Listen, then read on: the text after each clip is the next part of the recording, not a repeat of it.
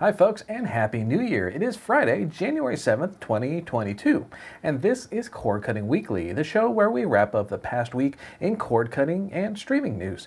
And throughout the week we've been covering CES 2022, and we'll go over some of the highlights here as well. But we also have other news to discuss, including new subscriber numbers for HBO Max and Sling TV changing up its intro deals.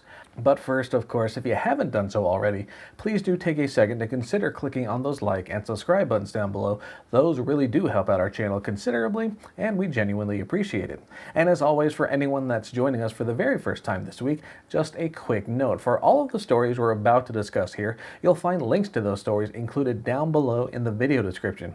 And those links will bring you on over to our news website, cordcuttersnews.com, where you can stay up to date 24/7. And with that all laid out, let's dive into the news, starting with CES 2022. So yes, in case you haven't heard, this week featured the latest iteration of CES. It was another mix of virtual and in-person events, although there ended up being many more virtual options due to COVID, with several major companies opting not to make the trip out to Las Vegas this year. But we still had lots of cord cutting and streaming tech to discuss, and we've been highlighting some of the biggest stories all week long. And last but not least, there is a new Eco remote that charges via solar power during the day and via radio waves at night. And if you're wondering what radio waves, well, from your Wi-Fi router for one. The new remote aims to offer easy charging of its internal battery without having to rely on disposable AA or AAA batteries. So if you haven't checked out those daily updates just yet, I'd highly recommend it. As for some of the highlights, we learned about the newest high-end TVs from LG, Samsung, Sony, and others. One of the most interesting details was a new TV from Sony that actually leverages brand new tech from Samsung Display. The TV is called the Bravia A95K, and it's based on a new screen approach called QD-OLED, or Quantum Dot Organic Light Emitting Diode. It's an approach again from Samsung Display, which is a subsidiary of Samsung, and it attempts to combine the brightness of its quantum dot tech with the well-regarded picture quality of OLED screens. It's not a revolutionary new approach, but Samsung Display is touting improved color consistency across a wider range of brightness levels. In any case, it looks like we'll soon see the tech show up in consumer products, including TVs from Sony and, of course, Samsung itself. Elsewhere, as we expected, we're starting to see more widespread adoption of ATSC 3.0, otherwise known as Next Gen TV. First up, Tablo announced a new product called the Tablo ATSC 3.0 Quad HDMI OTA DVR. And yes, that is a mouthful, but the device itself includes 4 hybrid tuners that each support ATSC 1.0 and the new 3.0 standard. The company says it can record unencrypted content up to 4K HDR where it's available, although it does say this particular DVR will not be able to stream to other devices within your network or outside of your home due to certain technical limitations. Tablo expects the device to ship in the spring with pre-order pricing set at $299.99. We also reported on some fancy in-car experiences from BMW that includes a Fire TV-powered rear seat display. The 31-inch 8K display is called the Theater Screen, and BMW says you can engage something called My Mode Theater, which dims the interior lights and engages side and rear window sunshades for a more cinematic experience. Fire TV is also popping up in other automobiles, including 2022 Ford Explorers and Lincoln Navigators, as well as the Jeep Grand Cherokee and Chrysler Pacifica. And again, you can check out more of our CES coverage in our earlier videos, which we'll link to in the video description down below. Moving on, we have new subscriber numbers to discuss. So in the fourth quarter of 2021, HBO and HBO Max gained about 4.4 million new subscribers, bringing their total global base to roughly 73.8 million. That number actually exceeded parent company AT&T's target of 70 to 73 million.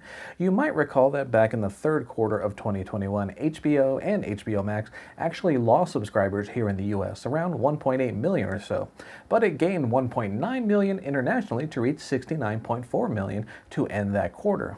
But it looks like Q4 was more of a net positive, with HBO Max calling December the most watched month since the streaming service launched back in May of 2020. And if you're one of those new HBO Max members, let us know what you think of the service so far in the comment section down below.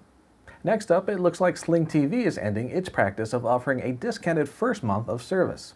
In its place, new signups are seeing a shorter 3-day free trial. The live TV streaming service had been offering its first month of service for $10 or $25 off the regular pricing since back in February, although the deal did disappear for a bit before returning back in April. At the moment, we haven't heard of any upcoming deals or offers meant to replace that first month discount, but we'll certainly report back if and when we hear updates. For now, those curious about the service can still leverage that 3-day free trial to check things out, and you can, of course, find out more in our full post linked down below in the video description. In rebranding news, this week also saw DIY Network change its name to the Magnolia Network. The renamed network will include Magnolia original content like Fixer Upper, Welcome Home, The Lost Kitchen, and the full Fixer Upper library featuring Chip and Joanna Gaines. Fans can also expect new seasons of several DIY Network shows as well. And you can check out a trailer celebrating the relaunch in our full post link down below. In Roku news, the company's free streaming platform, aka the Roku channel, released its January schedule, and it includes more than 30 new movies, including a couple of exclusives to the platform. Some highlights include Crouching Tiger, Hidden Dragon, Purple Rain, and 10 Things I Hate About You. Naturally, you can find the full details in our full post link down below in the video description, but heads up for fans of the Roku channel. And speaking of Roku, a couple more bits of info from CES 2022. First off, the company touted its 2021, including being the top smart TV operating system, at least according to the NPD's weekly retail tracking service data. And looking ahead, Roku also announced that Sharp will soon release new TVs with the company's software on board. The new line of Roku TVs will include both HD and 4K options, and they're expected to launch in the US later in 2022. Details on exact pricing and release dates weren't yet available, but that's sort of commonplace for CES announcements. In any case, we'll naturally keep a close eye on these new Roku TV models, and we'll report back when we learn more.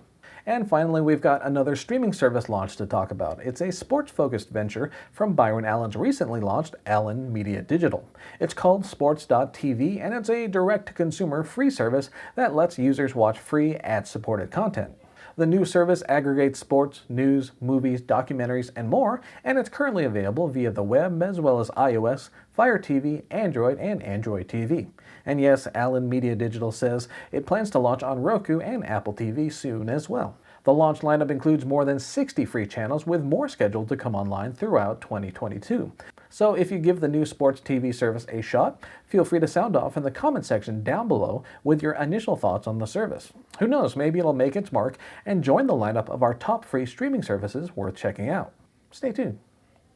And so there you go. Those were some of the top headlines from the past week, and as we often say at this point, thank you all for watching.